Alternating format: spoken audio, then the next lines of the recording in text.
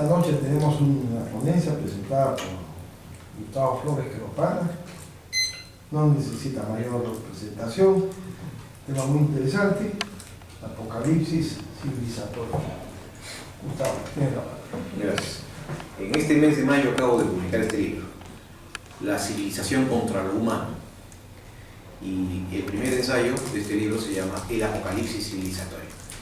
Y en consecuencia voy a dar lectura de este primer ensayo que preside este reciente libro mío. Apocalipsis civilizatorio. Si a la brevedad no somos capaces de emprender una profunda revolución política que haga frente a los graves desafíos que amenazan la supervivencia de la humanidad, entonces no hay duda que en la presente civilización contra el humano, en menos de 2 décadas, se habrá operado la conversión de la actual crisis civilizatoria en apocalipsis insalvable. Los jinetes y las trompetas del apocalipsis cabalgan actualmente al galope sobre la fatal combinación de la crisis climática, económica, del pensamiento político, de los recursos vitales, de la desproletarización, de la explosión demográfica, de la carestía de alimentos, agua, energía, salubridad, estilo de vida consumista, recesión mundial y crecimiento del abismo social global. Han pasado 200 años de industrialización y creencia ciega en la ideología del progreso industrial y material indefinido para contaminar todos los ríos de la tierra, para secar la mayoría de los lagos, para contaminar con defoliantes la tierra, para envenenar químicamente los mares, para opacar con dióxido de carbono los cielos, para desaparecer los glaciares, exponenciar el crecimiento poblacional, poner en emergencia todos los recursos vitales, originar una imparable urbanización planetaria y fulminar la vida ética del hombre. Todo esto se ha hecho en tan solo 200 años. Actualmente, no es necesario recurrir a las catastróficas profecías apocalípticas de las cuartetas de Nostradamus para advertir que estamos inmersos en un proceso autodestructivo casi incontenible. Por lo demás, las propias cifras de los organismos mundiales se encargan de proyectar un futuro más que sombrío. Así, los estudios hidrológicos de las Naciones Unidas dan a conocer que cuando en el año 2030 una población de 6.600 millones de habitantes de los países en desarrollo sean totalmente urbanas, se afrontará una escasez brutal y sin precedentes del recurso hídrico. Y estamos solamente a escasos 17 años. A la crisis del agua se sumará la crisis de escasez de alimentos y sus altísimos precios se dispararán. Le seguirá la crisis sanitaria, inevitablemente, pues nuevas plagas y enfermedades asolarán las ciudades, sobrepobladas. Y ante esto, intensamente se preparan en el plano militar las potencias, como si su solución fuese bélica. Según la FAO, desde el año 2005, los precios de los alimentos han subido el 75%, sin posibilidad de disminuir y poniendo ya en peligro la seguridad alimentaria del planeta. Si a esto unimos el derretimiento bien comprobado de los glaciares del Himalaya y de los Andes, entonces tendremos una ecuación verdaderamente mortal para la sobrevivencia de nuestra civilización. A saber, 1. Crisis de recursos vitales, escasez de agua, alimentos y energía. 2. Crisis de salud, insalubridad, plagas, enfermedades, pandemias, nuevas virosis. 3. Crisis de gobernabilidad. Ante la desesperación se propagará el caos social. 4. Crisis internacional. Guerras internacionales por los recursos energéticos e hídricos. Se trata de cambiar el equilibrio del caos del capitalismo por el equilibrio dinámico de la producción planificada y racionada por los recursos agotables del planeta. La crisis actual no solo es económica, sino es ecológica, porque la base energética civilizatoria es contaminante. Su estilo de vida es consumista. La acelerada vida urbana devora agua, alimentos y energía cada vez más escasos. Y finalmente, se extiende como un verdadero cáncer la desigualdad social. Ante tan descomunal desafío, no caben medidas cosméticas para el capitalismo. Hay que emprender una profunda revolución política que lleve hacia el cambio del sistema, porque el capitalismo de cualquier especie será siempre el mismo, a saber, la cosificación humana al orientarse hacia las cosas y al orientarse hacia lo útil. A medida que nos acerquemos por un cambio de sistema a un equilibrio industrial y agrícola, rural y urbano, la razón de ser del capitalismo se desvanecerá y el apocalíptico cambio climático podrá ser controlado y remontada a la crisis civilizatoria que nos acoge. Por eso es que, sin una profunda revolución política, no seremos capaces de afrontar la crisis civilizatoria que nos amenaza con la extinción. Cuando hablamos de la civilización contra lo humano, o sea, aquí la civilización es un término intemporal, o sea, habría que ver si hubo una civilización que fue humana o no. Porque normalmente nosotros tenemos que aceptar que en la transformación del mono al hombre hay un proceso civilizatorio. No se puede rechazar el hecho de que el hombre abandona los bosques, las cuevas y pasa a las ciudades. Y ahí viene el término civilización, civitas. Ese momento, o sea, esa esencia, no la podemos negar. ¿No? Entonces, finalmente, perdón, la pregunta sería, ¿a qué civilización te refieres, ¿no? Cuando dices que todos los civilizatorios, o sea, está contra lo humano? O sea, ¿a la misma esencia de la civilización? ¿O a la civilización así tipo Spengler? ¿No? En ese sentido. Gracias. ¿A qué civilización me refiero? ¿No? Porque ya ha habido pues, excelentes explicaciones de Toynbee, las civilizaciones que ha tenido la humanidad, pero tampoco es difícil darse cuenta. Estoy hablando de una civilización precisa, la civilización industrial basada en la base energética de la energía fósil. Esa es la civilización que en tan solo 200 años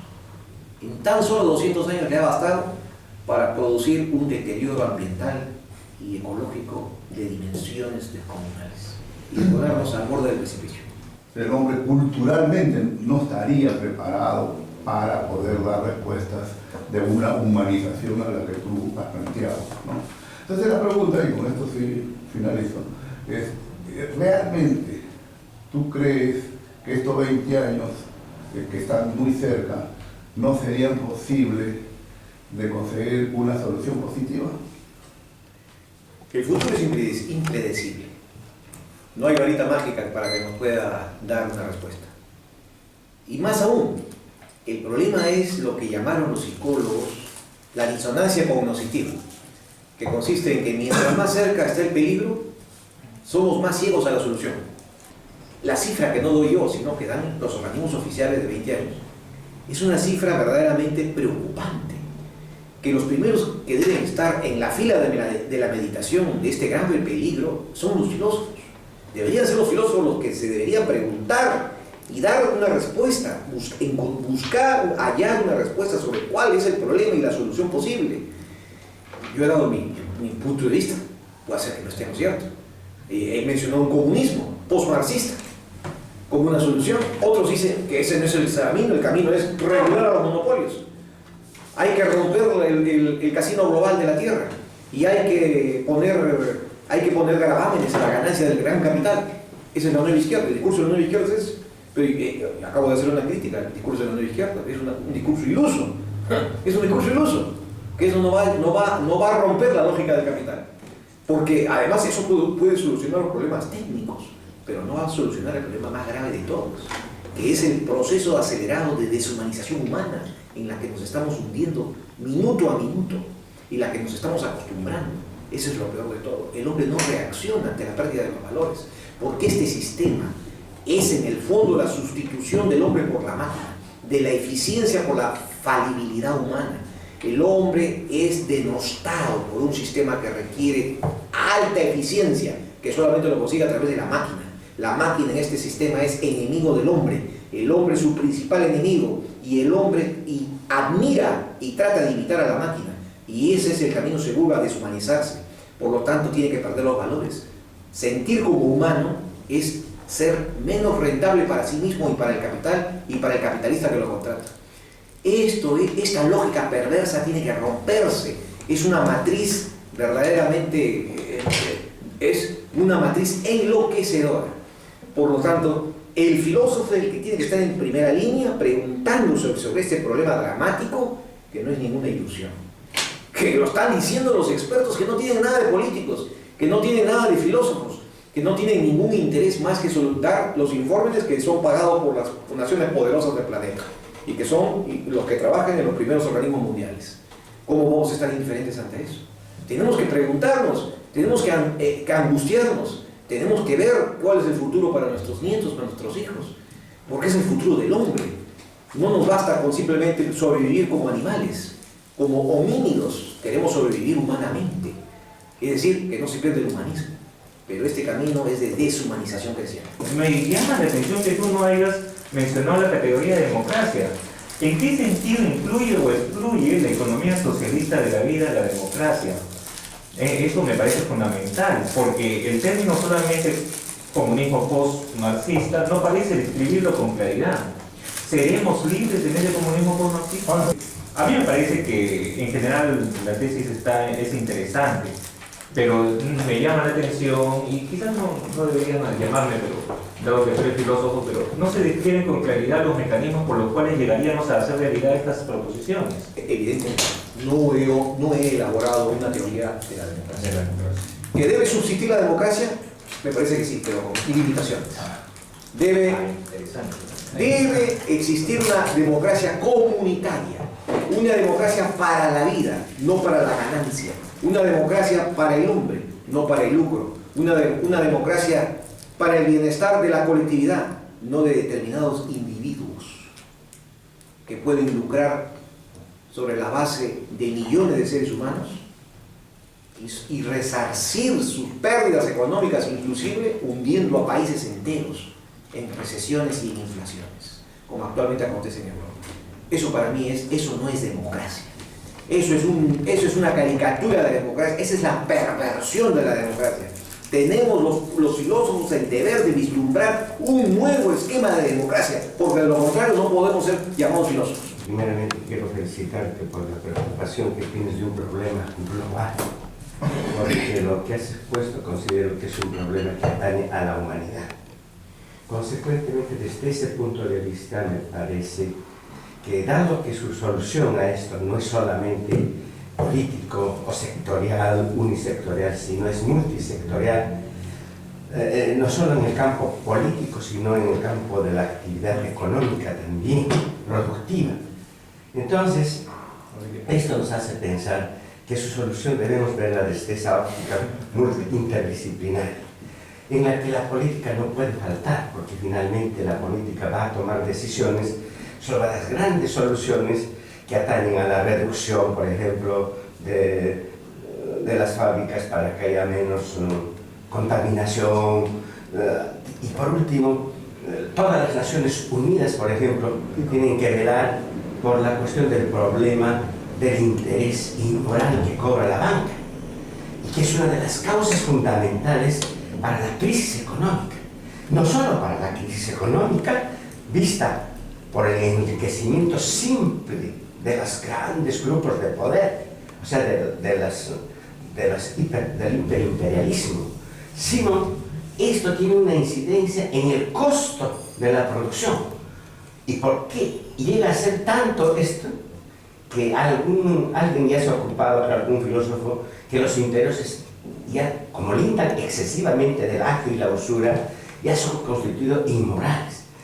Pero el problema es que lo vemos con una naturalidad y lo aceptamos y convivimos y como es parte de nuestro respirar. Y esto no puede continuar. Y esto de los intereses tiene influencia también en el crecimiento irracional del capitalismo. Por consiguiente, también es un factor que debe tenerse en cuenta para esa solución macro. Y finalmente, pienso y me ratifico y te aplaudo porque la filosofía ya era tiempo de que alguien tenga que preocuparse por contemplar este problema ya como que parta de la filosofía, y la filosofía tiene que agrupar, tiene que llamar a todos esos sectores activos de la política, de la economía, de la producción, para que se dé una solución. Efectivamente. Actualmente me pregunta qué quiere decir la palabra neutralización. Mediatización. Voy a cambiarla por un sinónimo.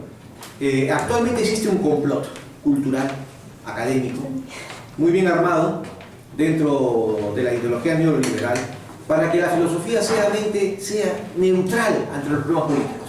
Y todo lo cultural. Sí, y que se dedique únicamente a las cuestiones meramente técnicas. Que sea una cuestión técnica. Pero no haga la filosofía aristotélica, tipo, tú me has hecho acordar, George Simmel, el famoso libro Filosofía del Dinero.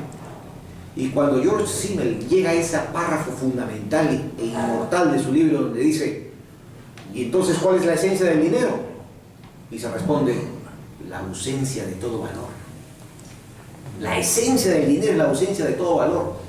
Ese engendro inventado por el hombre necesita la abolición del valor para imperar. Y eso es lo que estamos viviendo actualmente. Tienen que morir todos los valores para que pueda imperar el dinero como rey y verdadero señor. Entonces, el interés es un problema capital porque nos hace reflexionar sobre la estructura del dinero, que es el corazón mismo de un sistema perverso, el capitalismo, que está en este momento en una etapa que yo le llamo hiperimperialismo, en donde dominan el mundo no países ricos, sino megacorporaciones privadas que son verdaderas dignatarias con soberanía propia y que dictan las reglas del juego mundial y que imponen a los países y someten bajo sus propias recetas a recesiones, a inflaciones, hacen lo que se les da la reverenda gana, siempre para cautelar esa riqueza descomunal que actualmente se da en el lujo de tener porque no hay un contrapeso mundial. ¿Es el hombre o la mano del hombre la que va a traer apocalipsis? ¿O también tenemos aquella sombra permanente de que pueden haber desastres externos como los meteoros y no sé qué cosas otras que se quieren venir hacia la Tierra y que en cualquier momento a través de la hora de los grandes observatorios nos asustamos viendo de que vienen algunas esferas meras raras que quieren destruir también la Tierra? Son dos hermosas observaciones, muy hermosas para mí, para el punto de vista es muy hermoso. Voy a ir a la primera. En primer lugar, me has hecho acordar ese cuadro de Goya que él mismo lo subtituló, ¿no? La razón es la engendradora de monstruos. Sí. Pero desde el punto de vista de la etnología, efectivamente, la humanidad moderna ha vivido bajo un prejuicio. El prejuicio del monismo diacrónico de Morgan. Es decir, monismo diacrónico unilineal, de la barbarie hasta llegar a la civilización. Barbarie, cultura y civilización. Ese es el clásico, el modelo morganiano, monismo unilineal diacrónico. Pero la etnología ha experimentado en los últimos 100 años una revolución. Muchísimos modelos hay ahora. El primero que rompió, el más potente de todos, no fue Taylor. No fue Taylor, que tuvo muchos prejuicios contra la mentalidad primitiva y la mentalidad del hombre prehistórico y del hombre ancestral, ¿no? Fue nada menos que el modelo del polimorfismo sincrónico de Lobby y de Boas. Lobby y Boas dijeron, no señor, en el mundo y en el desarrollo de la humanidad hay polimorfismos culturales y ninguno es superior al otro, son simultáneos y autónomos y muchas veces aislados e incluso las intercomunicaciones no cortan sus propios desarrollos autárquicos. Abrió una senda que explosionó hasta llegar a lo que conocemos, ¿no? El funcionalismo de Malinowski. Eso no ha sido asimilado por la filosofía. Y por eso es que se repite hasta el día de hoy el dogma eurocéntrico de que Grecia es la medida de toda filosofía posible. Claro, porque claro, la consecuencia morganiana, ¿no? Porque si hay un monismo unilineal Diacrónico, obviamente, tiene que haber una madre de la filosofía, y esta se da en un determinado momento histórico que es Grecia. Antes de ella, ni Pamplinas hay que hablar de él. Después sí, antes no. Pero si aplicamos los modelos de polimorfismo cultural sincrónico de Boas y Lovi, o el funcionalismo de Malinowski, caramba, tenemos una tremenda pista para filosofar.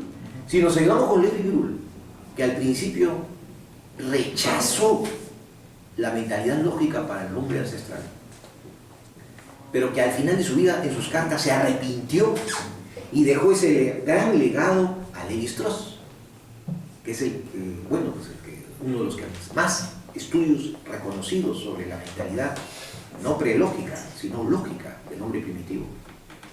Es decir, se siguen rompiendo los esquemas y los estereotipos y los prejuicios que teníamos sobre lo que, como tú dices, sobre el hombre de la antigüedad, que siempre lo hemos creído más bárbaro, menos humano. Por favor, mucho más corazón tiene el hombre no civilizado que el hombre y no por eso el que llamamos bárbaro, no más podemos, sano todavía. es mucho más ingenuo, Sano. mucho más comunicación indirecta con la naturaleza, es mucho más poético, es mucho menos brutal. Eso no significa que esté predicando un discurso anticientista, No, ni que tenga tecnofobia, no, ni tampoco tengo tecnolatría. no es un examen. Claro, no hay por qué tener fobia a la ciencia, ni tampoco tenerle adoración a la ciencia. La ciencia ha dado sus grandes aportes. No podríamos vivir la vida que llevamos, la edad que llevamos, sin los grandes beneficios de la ciencia. El problema no es tanto la ciencia, aunque la ciencia ha tenido sus fases de desarrollo, y la peor de todas fue la segunda etapa, que se llama, la primera etapa fue la fase eotécnica, sobre la base de la madera, del agua, por eso la tecnología del molino de los siglos XI fue el que impulsó. Luego vino la fase paleotécnica, que fue la peor de todas, y que está muy bien retratada en las ciudades inglesas del siglo XIX por Charles Dickens. La filosofía, si no es total, no es filosofía. En realidad el tema es la civilización puesta a prueba. Pero cuando nosotros vemos las producciones, los análisis y las interpretaciones que se hacen actualmente, las preocupaciones sobre la situación del mundo actual, vemos que hay comunidades que tienen, digamos, ciertas líneas conceptuales y que manejan un enfoque que muchos de ellos, por ejemplo, consideran ya superados otros enfoques. Por ejemplo, muchos filósofos que ahora predominan en las universidades más bien utilizan el concepto de modernidad para analizar todas estas perversiones, todas estas crisis que se están viviendo a nivel ecológico, financiero, social, ético. Entonces la primera pregunta sería, ¿cuál es el argumento, digamos, más factible en utilizar el concepto de civilización y no de modernidad? O sea, ¿cómo decir? ¿Cuáles son las limitaciones del concepto de modernidad, que es el concepto más utilizado por muchos filósofos? Dicen, lo que está en crisis es el proyecto moderno, el proyecto de la modernidad. Y la mayoría de filósofos franceses, alemanes, norteamericanos insisten en esa línea de análisis. ¿El concepto de civilización ya está superado? ¿O cuál es la ventaja, digamos, cuál es la potencialidad que tiene el concepto de civilización, civilizatorio con respecto a modernidad? Porque también la línea de análisis marxista continúa, ¿no? Hay algunos, por ejemplo, que hablan, ¿no?, que vivimos en un capitalismo tardío. Muchas comunidades alemanas, norteamericanas todavía continúan con el análisis marxista de la sociedad, que consideran que la actual crisis es la crisis de un sistema capitalista. Entonces, la pregunta es esa. El concepto de civilización, que algunos consideran superado, todavía tiene las posibilidades de generar un cambio en la mentalidad y generar método y una especie de herramienta teórica para el análisis de la sociedad actual? ¿O también eso queda, digamos, al libre albedrío, ¿no?, de la elección de los métodos que tú quieres? Y efectivamente, sí queda libre albedrío. ¿Pero por qué? ¿Por qué queda libre albedrío? Porque la modernidad tiene tres grandes líneas, como tres grandes cauces de un río. Una de ellas es el humanismo. La segunda es la revolución científico-técnica. Y la tercera es la economía capitalista. Esos son los tres grandes ríos que conforman el tejido de la modernidad. Pero la modernidad alude a una época. Pero la época es más grande que la modernidad. ¿Y en qué aspecto nos damos cuenta de eso? Muy sencillo. Muy sencillo. Hay que ver a la civilización, no a la fase, sino al proceso, al horno. Hay que meternos al horno. Y cuando vemos el horno, vemos que el rico pan se cose no desde del siglo XV, XVI de la modernidad, sino se cose antes. Y un ejemplo clarísimo, cuando surge la economía dineraria. Surge en el siglo XII y se impone en el siglo XIII. Mira tú, o sea, el gran escándalo nada menos que en la alta Edad Media central, en pleno corazón de la escolástica, en pleno Tomás de Aquino hablando de la cátedra. Fíjate, surge y triunfa la economía dineraria, un verdadero escándalo para la iglesia de entonces, que se imponía el dinero, el préstamo de interés, la usura, la banca se crea en las ciudades venecianas. Nada menos que los elementos vivos del capitalismo no surgen en la modernidad. La civilización el proceso civilizatorio es más comprensivo que la mera modernidad. La modernidad no es más que un hipo, mientras que el proceso, el organismo, es mucho más amplio y que abarca incluso otra corriente última, la época, que fue el comunismo, con todas sus deformaciones y monstruosidades. El fascismo, efectivamente. Entonces, más fecundo que manejar la categoría de modernidad es manejar la categoría de civilización, porque incluso nos permite dar cuenta de un fenómeno fundamental, que es el corazón también de esta época moderna, cuando surge la máquina y cuando se impone la máquina moderna. La máquina moderna, o sea, el mecanismo que se impone a nivel social, no surge en la antigüedad, no surge en la modernidad, no surge en el siglo XVII inglés, surge en el siglo XI, con la invención del reloj en los monasterios, porque había monasterios que manejaban 4.000 monjes, había un famoso monasterio francés que manejaban 40.000 monjes. Un minuto. ¿Y cómo vas a manejar esa gente?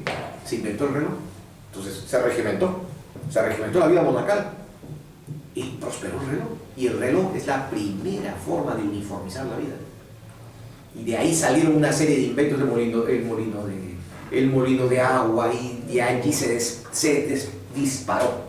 Por eso es que es fecundo para el filósofo enfocar el problema, cuestionar el primer problema, cuestionar la categoría de la modernidad.